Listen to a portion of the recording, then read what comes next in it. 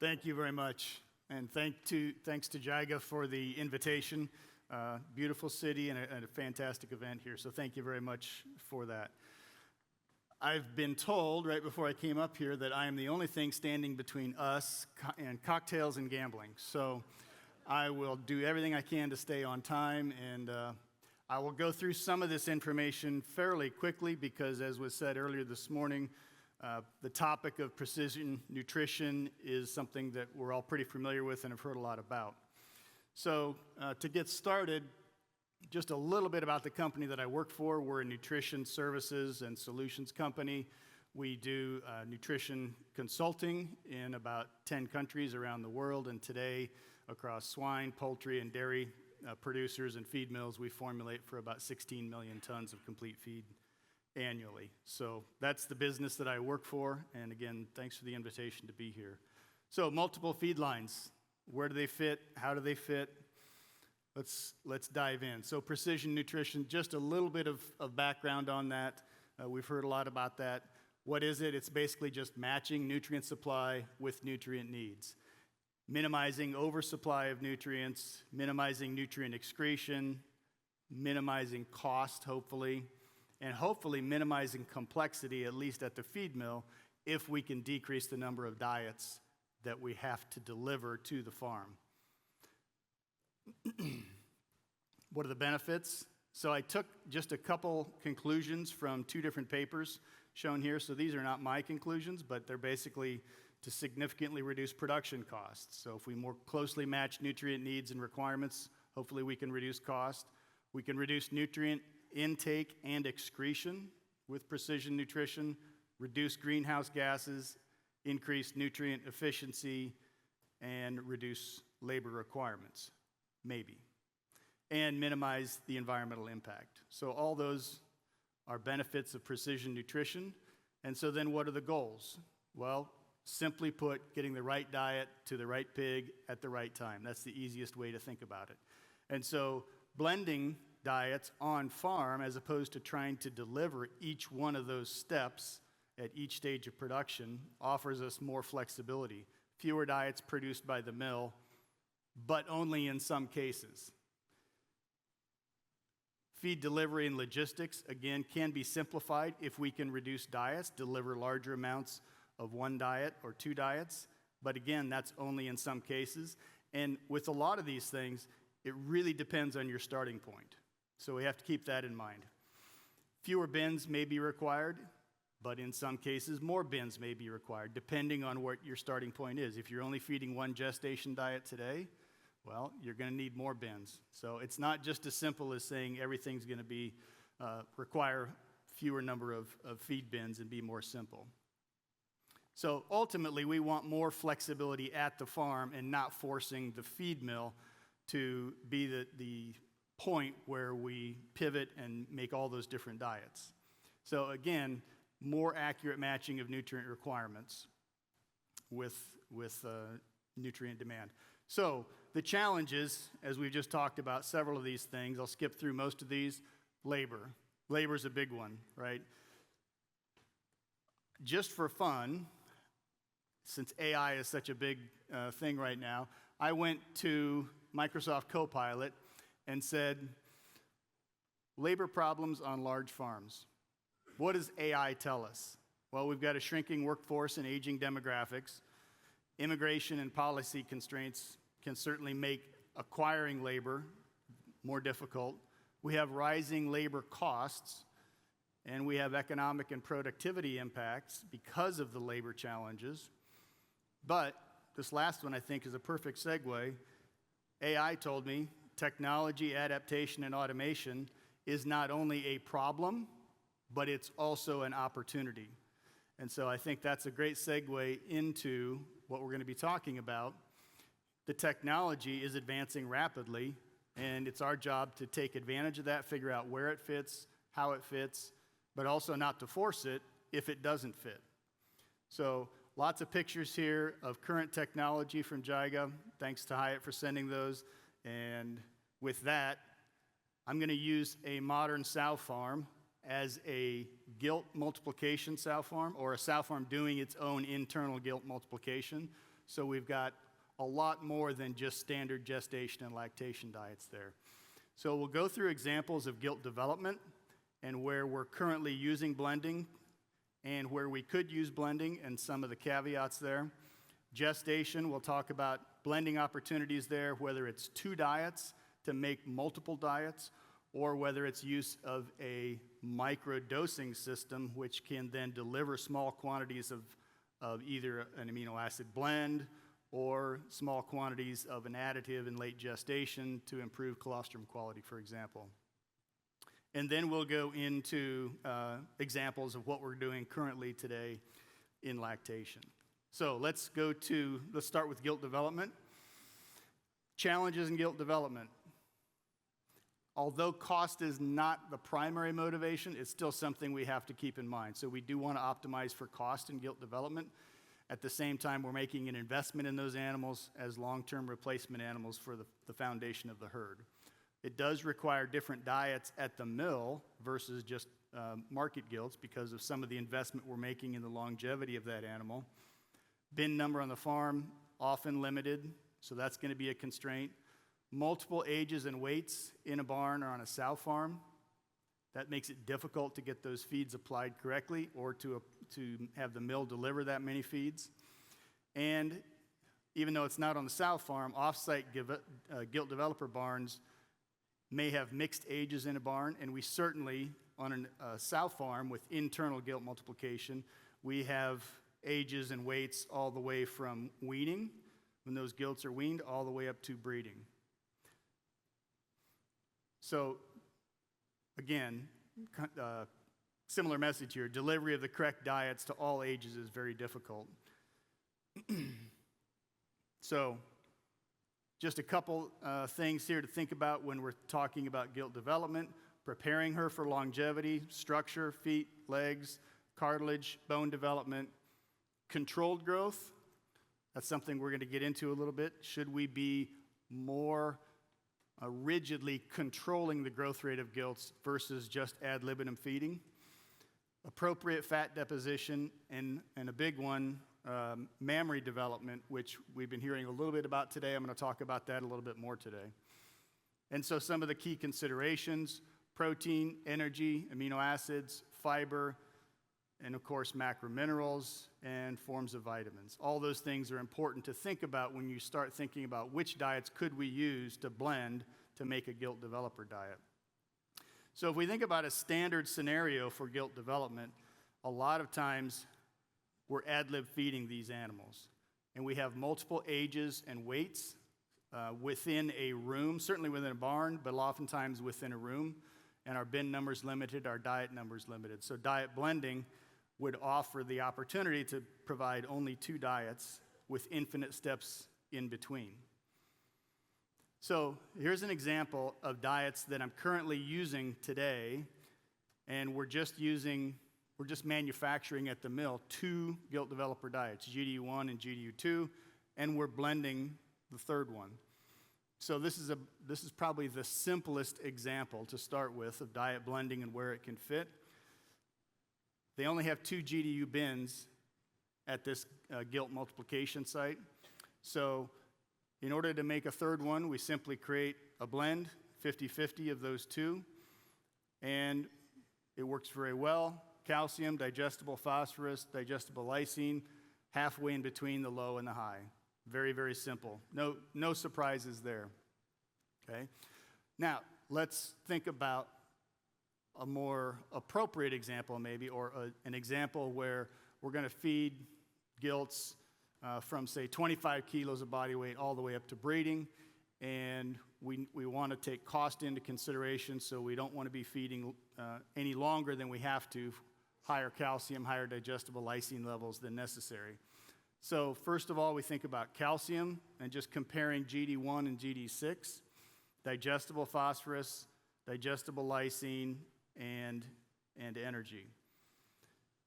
So what does blending 1 and 6 look like?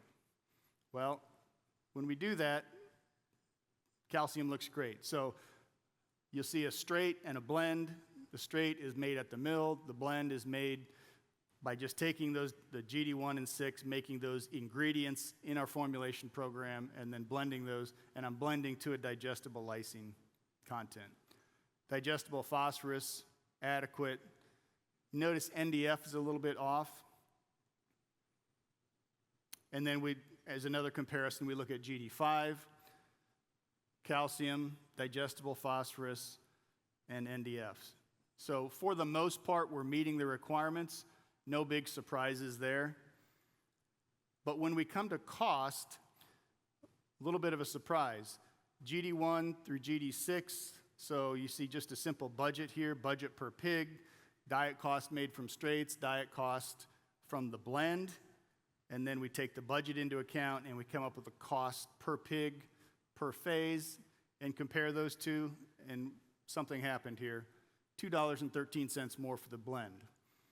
So this is a good example of where it's a little bit more complicated than just saying, well, I'll take my lowest and highest diet from a nutrient standpoint, lowest and highest in a sequence, and blend those. So don't make the same mistake I did here in this first example.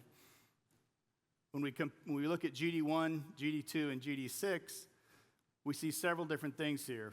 First, if we look at DDG level, and you can put in whatever byproduct, fibrous byproduct that you want. I'm just using DDGs in this example. We see in GD1, 7.5%, but in GD2 and 6, 20%. So if your byproduct is saving you money, but you've got restrictions on that in the earlier phases because you want to slowly introduce fiber to the pig, it's going to create a cost implication for you if you use that diet in blending. The other thing is we're using zinc oxide in that diet because those pigs are in that 12 to 22 kilogram weight range. And again, I know some of you can't use zinc oxide, but put in whatever gut health additive you want in this particular phase. And it just illustrates the point that you have to be careful what you have in that first diet in a sequence because it's going to get blended all throughout the rest of those diets. So again, nothing earth-shattering there, but just pay attention to that when you think about blending. The other thing, notice that in the last diet, we've got 5% soy hulls. As we begin to introduce one of the only fiber sources we have available in the U.S. to use, and that also has implications, and that's why we saw some of the changes in NDF level in those early diets.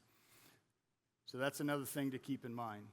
So if we go back and do this again and say, all right, let's use GD2 and 6, now we see they're within 20 cents, and basically what I would call within a formulation program, within rounding error range. So blending GD2 and GD6 works very well, within 20 cents. And now if we compare nutrient levels, you see calcium's spot on, NDF is much closer in both GD3 and GD5 here. So that works very well. Now, another question becomes, relative to ad lib feeding, is ad lib feeding the best choice? It's often the only choice we have, at least up until now. Limit feeding is really difficult to accomplish in animals, on a typical grow finish feeder from, let's say, 25 kilos to market weight. But what if it was possible? What would the benefits be? Why would we want to think about limit feeding gilts? So you see there the picture that Hyatt had sent me is basically stanchions. And as I understand that is, or half stanchions, that's a sow feeder in those stanchions. And you now have the ability to blend diets in there and limit the amount allocated to each animal each day and control growth rate. Now, I didn't have data on the benefit of controlling growth rate in gilts, so if you'll allow me, I'll use boars as a proxy. I know many of you have probably seen this study that PIC did. So the question is there evidence that controlling growth rate is better than ad libitum intake? So a little over 100 boars fed ad libitum versus just a little under 100 boars housed in stalls and limit fed from day 140 to day 200 of age. And they tracked those boars for removal reasons out to 525 days. So on this slide, you see on the y-axis we have the percent boars, the x-axis we have days, and the blue line is the percent boars removed out to 525 days under ad libitum feeding, and the red line is the boars that had a controlled growth feeding period. And what we see is about a 25 percentage point difference in removal rate for all reasons out to 525 days of age. That's really significant. That's a big number. And if we look at just the percentage removed for structural reasons, it's about half that. It's about 12%. So my first thought was, well, we know controlled growth in other species during development improves feet and leg structure, improves bone quality. Why shouldn't we be doing it in gilts? Well, at least in boars, it certainly looks like there is a benefit. Now in gilts, we're going to have to do a lot more work to understand what are the implications for it, what age they are at puberty, long-term reproductive effects of limit feeding for certain periods. But at least this is a nice, what I would call pilot scale study to show that there could potentially be benefits. And in addition, just the concept of limit feeding gilts for a controlled growth rate may offer better predictability for when they enter the breeding herd. So limit feeding, individually housing used to be the only way we had to accomplish that. It's really not practical on commercial farms. In a group house setting, in the past, limiting certain nutrients or diluting the diet with fiber to reduce energy was probably a key way that we had to do that. So equipment becomes critical to allow us to do that, and I think this is a really nice development to see what we can do with a system which allows us to limit feed animals in a group housed or group penned setting. And I think it fits in nicely with diet blending because we can have gilts of all ages, and we can put in 2 different diets and we can blend to meet the nutrient needs of each of those.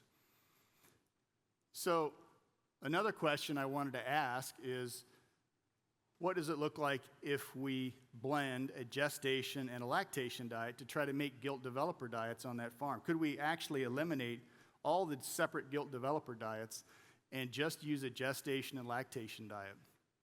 So the first thing that you see is that, well, yes, you could with respect to macrominerals, but for certain stages we're going to be overfeeding those gilts with respect to calcium and digestible phosphorus. We're probably just a little bit light early, but we're going to be excessive late in the gilt development stage.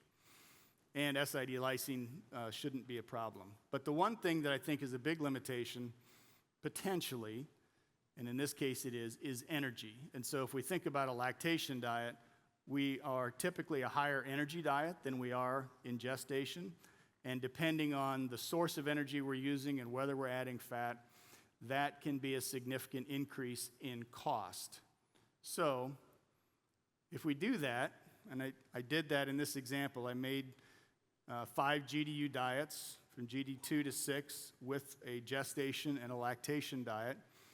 And you see that we're going to be plenty adequate in calcium. Energy, we're higher. So that becomes an issue from a cost standpoint. And we're also higher in lysine. Now typically we formulate on a digestible lysine to net energy ratio. And if we have one of those ingredients that's significantly higher in energy, that ingredient being the lactation diet, that's going to increase digestible lysine as well. And so that's another area where it increases cost and is not ideal from that standpoint. But you can say that, well, it's actually possible. You could blend those to make gilt developer diets. The energy is not as excessive when we get out to the later phase, but it's still higher than we want. And so if we come back to our cost comparison analysis now, using gestation and lactation diets to make gilt developer diets, in this particular case, it actually increased cost per gilt almost $8. Now, that's going to vary depending on your particular lactation diet. And so if we look at these, this was a summer diet we were using in lactation. We had a lot of hot weather, and we looked at the intake curves, and those sows were definitely eating less, so we've got 3% choice white grease added. So that's where a significant bulk of that increased cost is coming from. If you're not using added fat, you could potentially use gestation and lactation to make GDU diets, but generally you're going to have a higher energy level in lactation anyway, even if you're not using added fat. And that just shows the difference in the energy content of those two diets. So, Gilt Development, blending early and late GDU diets together, that's pretty simple, straightforward, that can be very effective. But don't make the mistake of just thinking I can take the lowest and highest diet in the series and do that. There are cost implications to the differences in those diets with respect to gut health additives in the early diets and fiber level and source in the later diets, which you may not have in the early diets.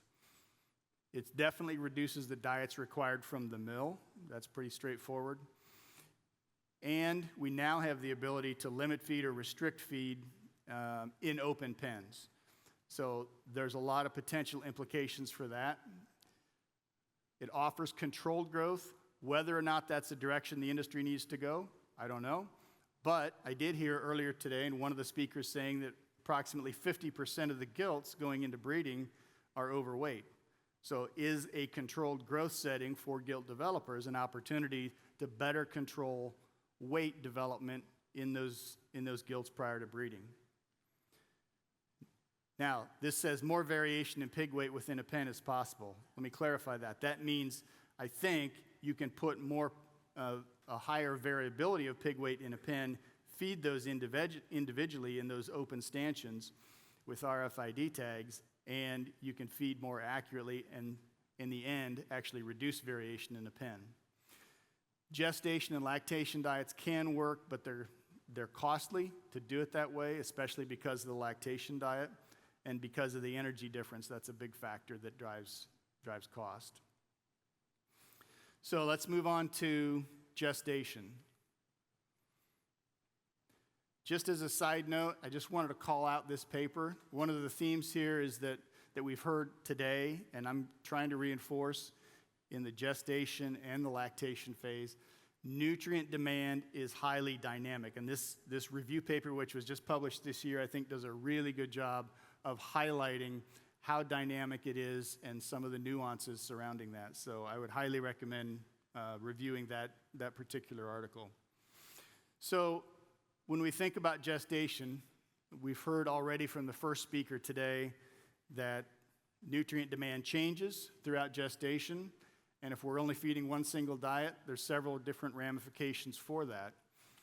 If we look at the TN manual for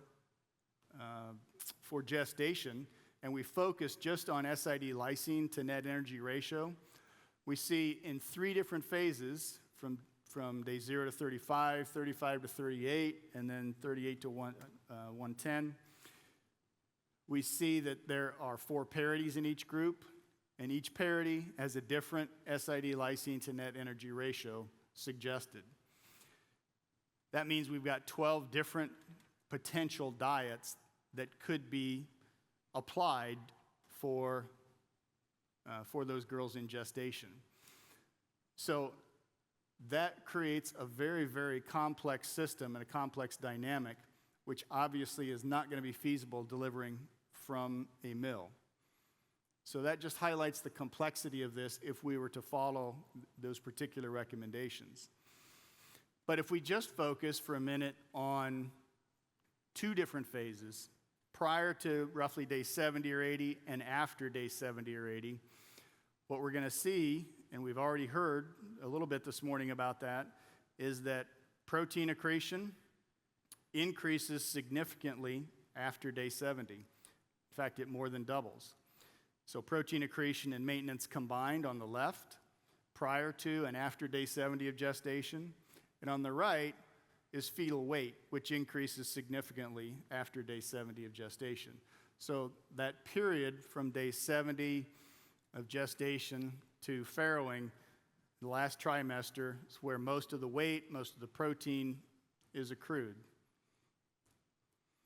So the amino acid demand for the fetus and for the mammary gland increases pretty dramatically during that period of time.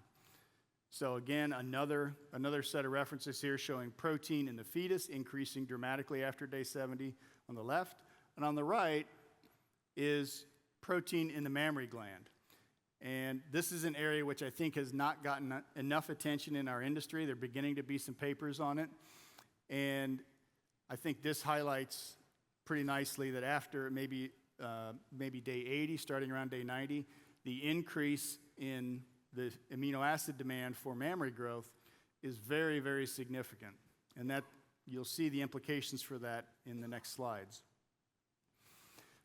Bump feeding may not be the answer. The first presentation today, I think, came to this same conclusion. This is a summary, and I'm not trying to take you through every single data point here, but about 8 trials here that PIC summarized. And the take-home message here is that,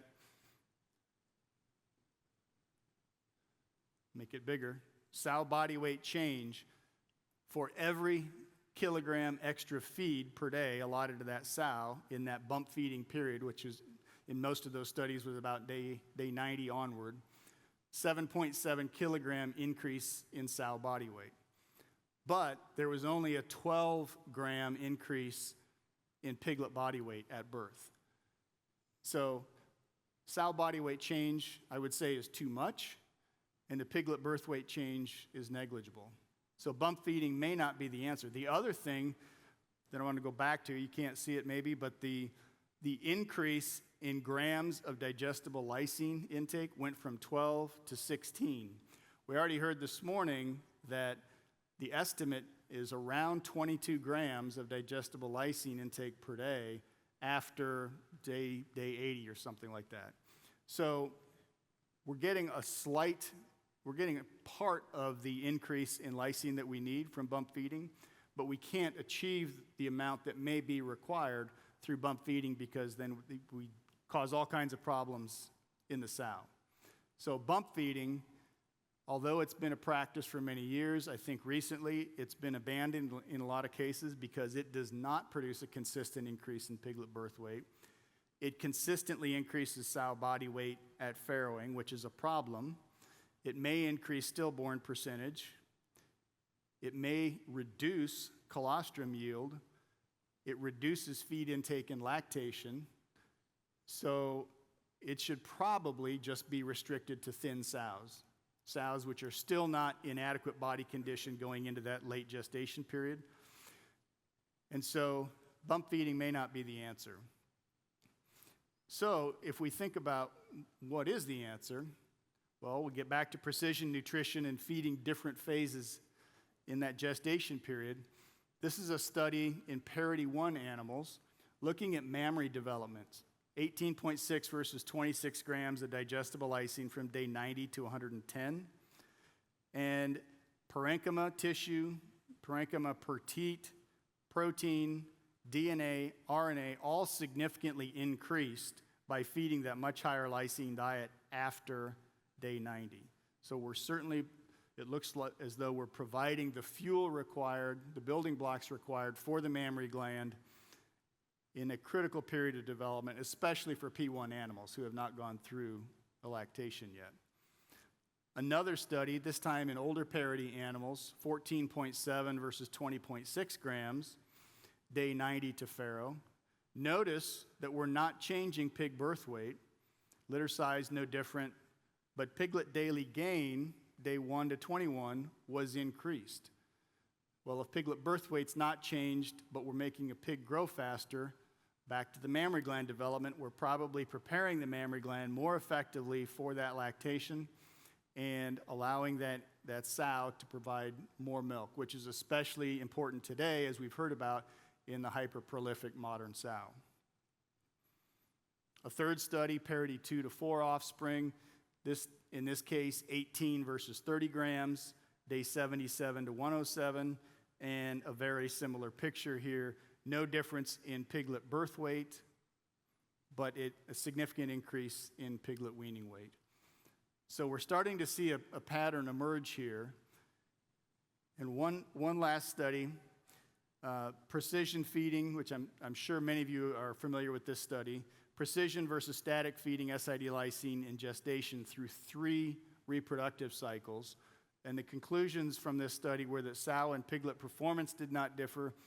Precision-fed sows actually ate less in lactation, but that's a good thing if performance is not different, because that's a cost reduction.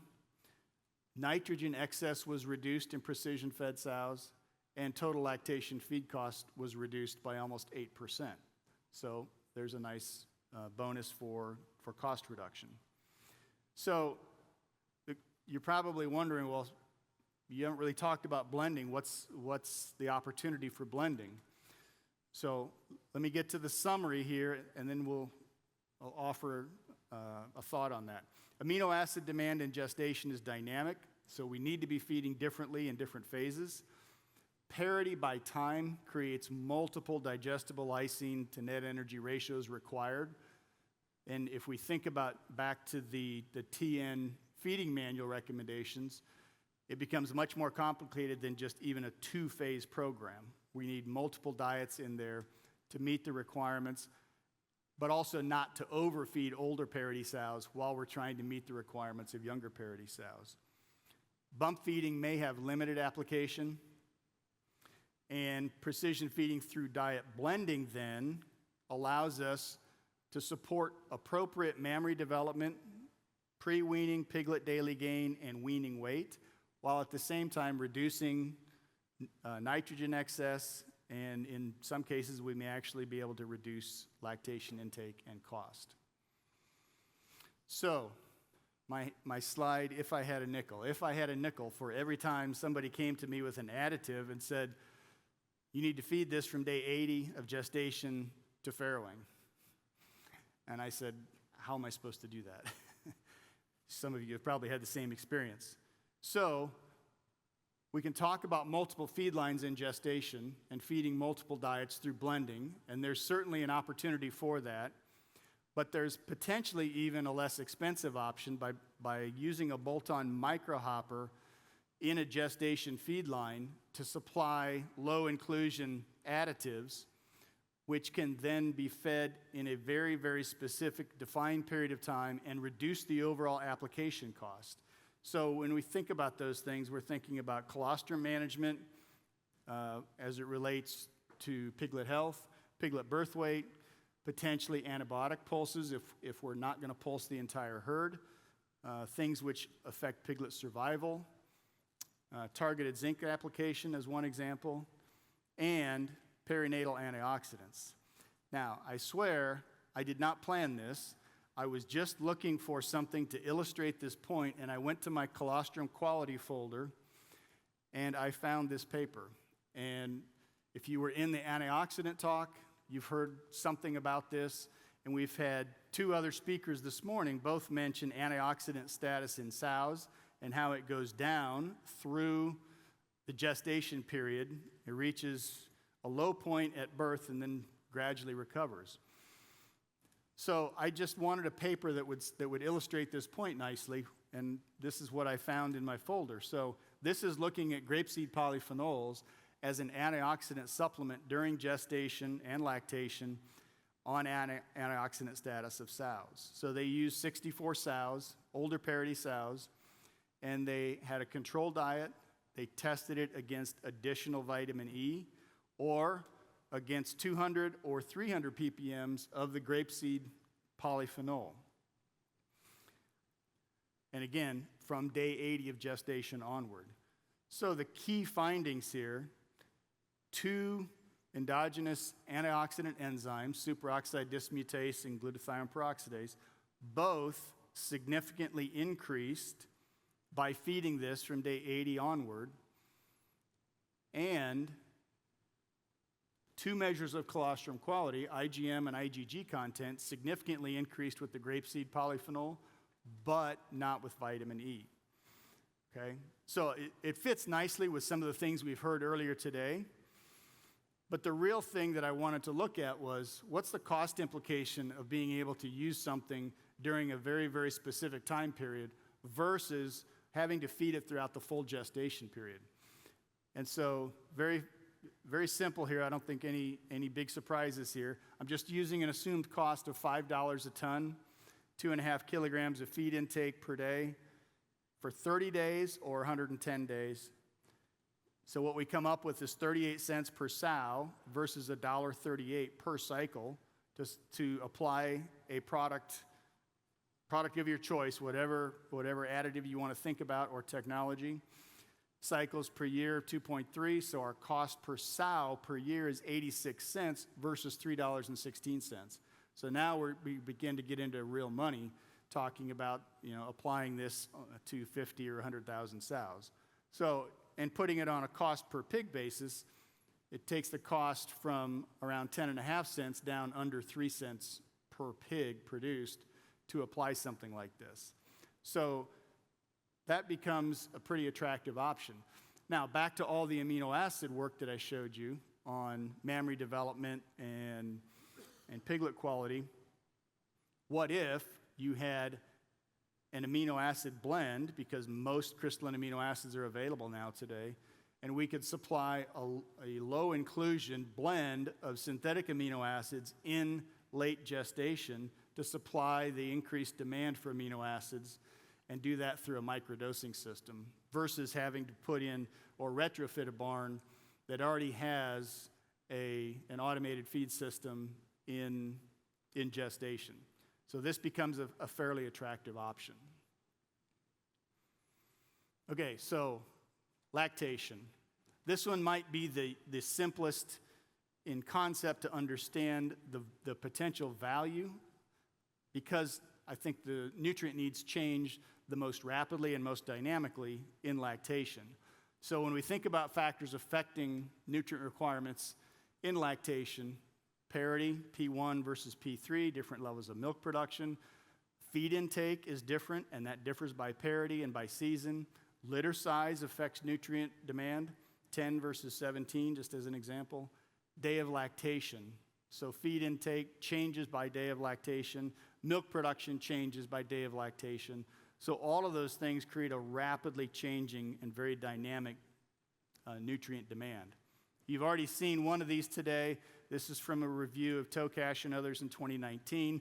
And I just show it because I think it does a nice job visually of demonstrating the rapidly changing nutrient demand. So blue is maintenance, orange is milk production, black is mammary growth, fetal growth in green, and purple is heat loss from amino acid metabolism. And so what you see, no surprise, milk production really drives demand, and it increases very rapidly starting on about day 2 or 3 post-farrow, goes up to a peak around day 15, and then begins to taper off gradually. So just to illustrate the point, nutrient demand is changing very, very rapidly in lactation. So the problem we have is a lot of farms today still use only one lactation diet. If we're lucky, they use 2. They might have a little bit of, they might have ability to parity segregate on farm and bring in a lactation diet for gilts. But the requirements for P1, P2, P3 really require different diets. And to make it more complex, they require different diets every single day of lactation. And feed intake drives a lot of that difference. So the amino acid requirements are different, and parity by day really complicates the application. So really the only way to do that is by blending a low and high diet every single day. So if you think about that, if you have 3 different curves, a parity 1, a parity 2, a parity 3 curve, you end up with 63 different potential diets, theoretically. So that's a huge, huge number of diets. And so blending is really the only practical way to accomplish that. So, not expecting you to read all these numbers, I'll call out a few things. This is the spreadsheet that we're using today to create the blends on each day of lactation. And I just show a parity 1 versus a parity 3. So day of lactation, 1 to 21, with the feed intake shown and the lysine target shown for each day. And you notice then a low and a high diet. Now, if you notice the digestible lysine levels on those, they're really spread way far apart. And you might question, boy, 1.31, that really seems excessive, but I'll get to that in a minute. So for parity 1, we're averaging about 5.6 kilos of intake, and our target, based on the NRC model plus 20%, was 62 grams digestible lysine. If we then go to parity 3, same 2 diets, 7.7 kilos of intake expected, average, and 65 grams digestible lysine target. Now, what's interesting here is that a parity 1 and a parity 3, it looks like the average percentage of the high and the low diet is exactly reversed in parity 1 and parity 3. And actually what's happening on this farm is that if you look at a typical parity structure for a farm and you predict the total volume of the low and the high diet required, it's very close to 50% each. So from a feasibility standpoint or simplicity standpoint for the mill, it also makes it a little bit easier. Now, back to the super high lysine level, what you'll notice is that on day 6 to 9 on parity 1 females, the model would tell us they're getting 90 to 100% of just that high lysine diet. So for a very brief period of time, before their feed intake catches up with milk production, the model is saying that we really need to be feeding a very, very high lysine diet. Now, if we graph that, it makes it maybe a little bit easier to visualize. So this is the target SID lysine intake for P1s. And I just compared this with 3 static lysine levels. So if we fed a 0.85, a 1.1, or a 1.25% SID lysine level. So you see at a 0.85, which turns out to be pretty close to what P3 sows require, you see that the 0.85 diet makes those girls deficient pretty much every single day of lactation. The 1.1 diet is much closer, and the 1.25% diet is excessive late and not quite adequate early. Now, if we look at some of this a little bit more closely and compare the dynamic blend versus the static levels, and look at the cost per sow, we see that it's $34.31 in the dynamic blend sows. This is for a 21-day lactation period.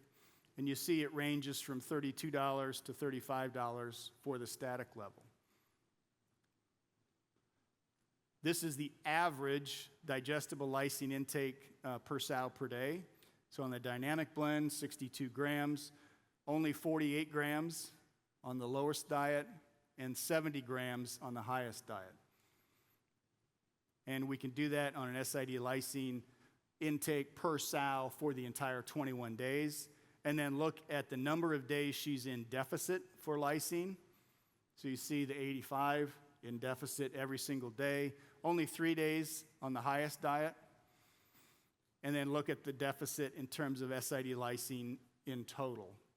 Okay? So that becomes interesting for P1 sows. We do the same exercise now on P3 sows. You see the target and the 0.85 diet very close. The 1.1 SID lysine diet, very excessive, and of course the highest diet, very, very excessive. So if we're trying to feed a mixed parity herd for the gilts, the P1 animals, you can see how excessive we're going to be in P3 animals.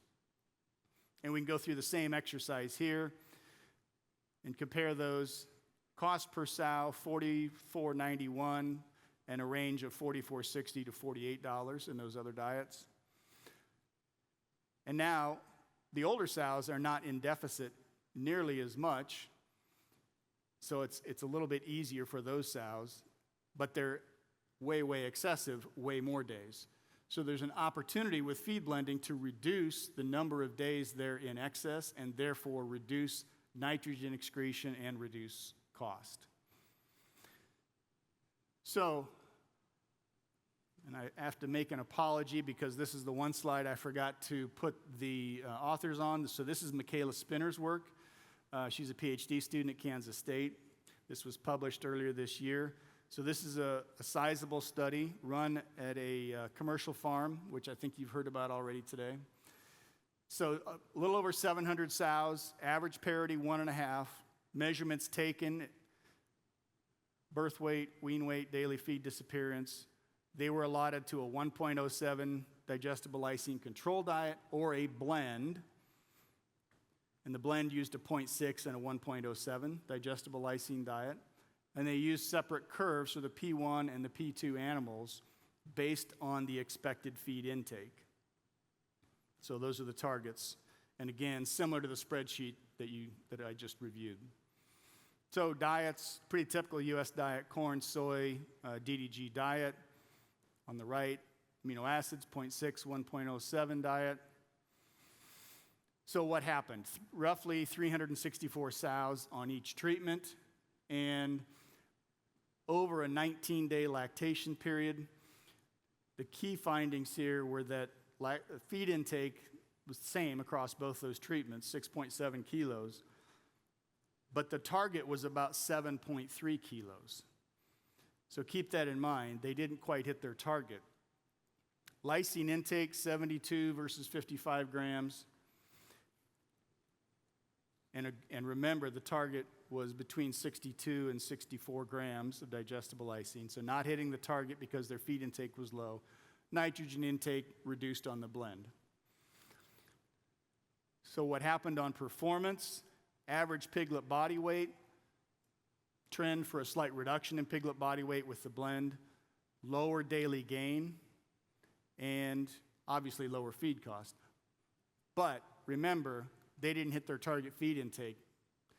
So if we go back, which Michaela did, go back and analyze,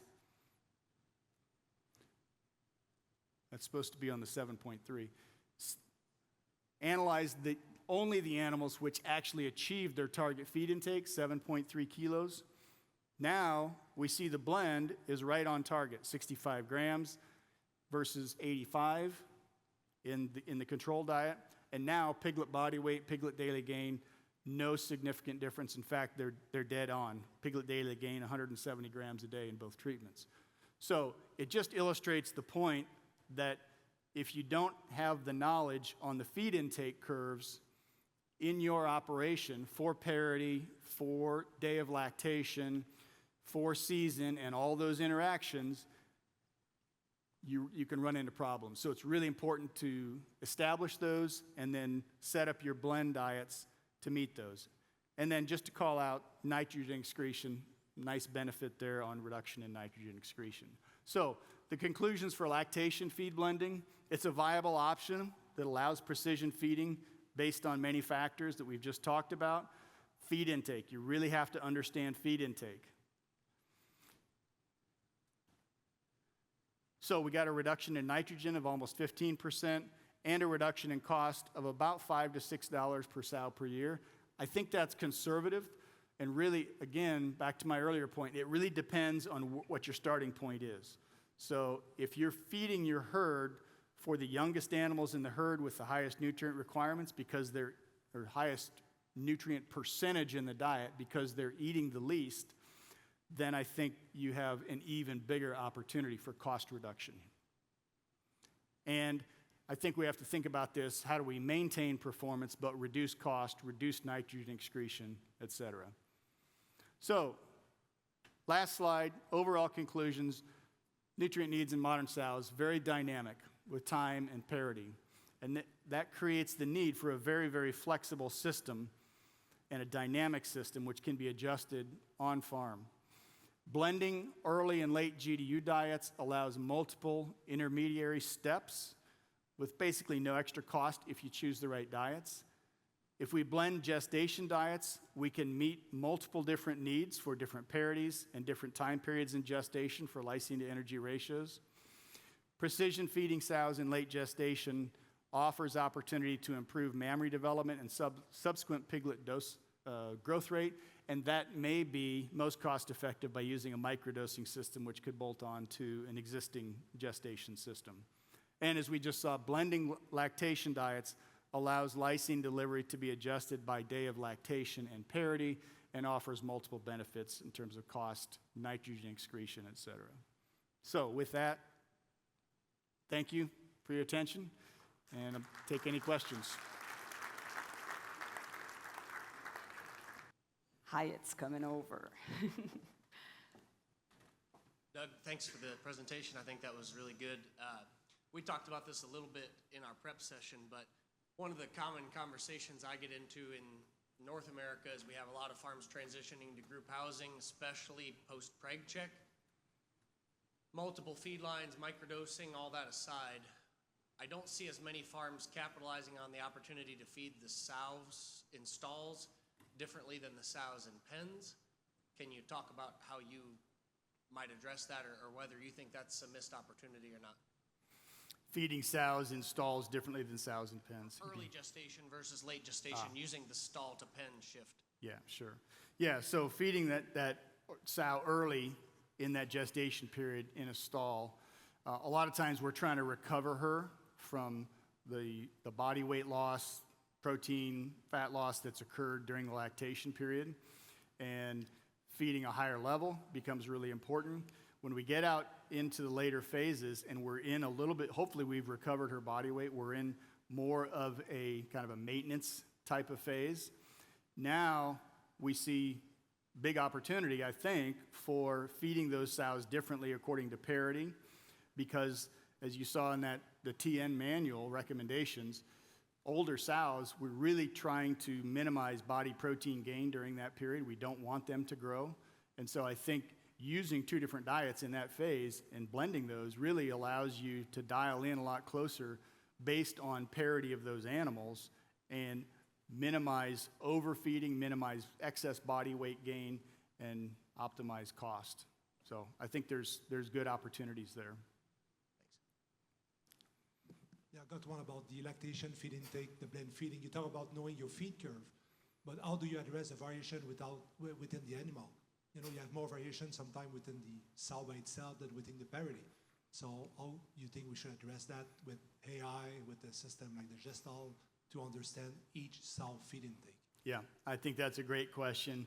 And I think that with AI and with future algorithms, we should be able to better do that on an individual sow basis dynamically. So if we can use AI, machine learning, to really help predict what happens when a sow doesn't meet her expected intake on a given day, what does AI tell us about what she's going to do the next day?